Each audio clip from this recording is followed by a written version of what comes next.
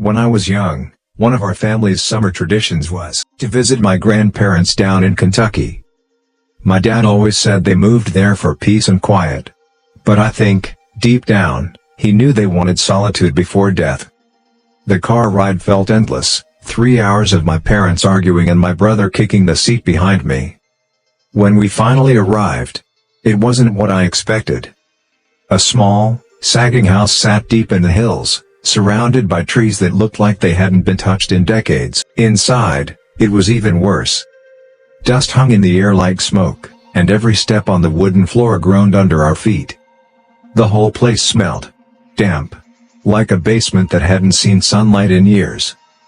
My brother and I were given the smallest room, 2 single beds on opposite sides, barely enough space to move around. After dropping our bags, Mom told us to go play outside while they made dinner. The backyard had a small, crooked fire pit made of mismatched stones. My brother Blake ran toward the dry creek behind the house. He said sometimes, if you lifted the right rock, you could still find crawdads. But then my little sister Renee yelled out. And when I looked up, she was standing in front of a small wooden hut. Not far from the outhouse, there was a narrow trail blocked by a rope tied between 2 trees. Torn pieces of orange paper hung from it, swaying slowly in the breeze. Something about that spot didn't feel right.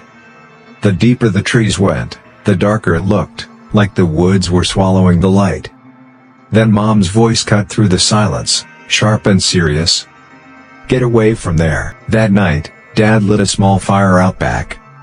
We roasted marshmallows in silence, the firelight flickering against our faces. I caught Blake glancing at the rope trail over and over. His face was calm, but his eyes said otherwise. When Mom finally called us in, Dad poured water over the fire, and the backyard disappeared into pitch black. As we walked back inside, I saw Blake turn suddenly toward the woods. "What is it?" I whispered. He didn't answer. He just ran inside. That night, I woke up to a sound.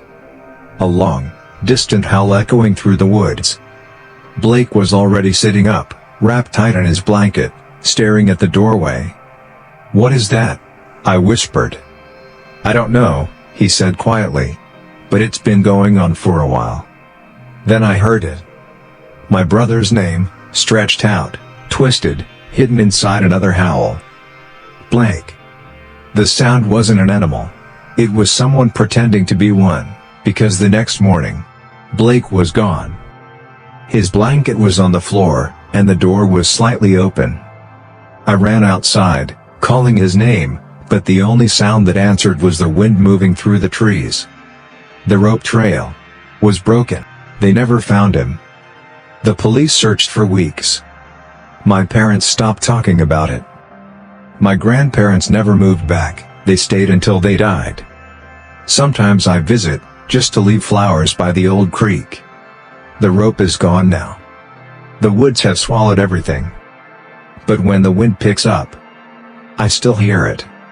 Soft. Distant. Blake. Sometimes I wonder if he ever made it out of those woods. Or if whatever called his name that night finally got what it wanted.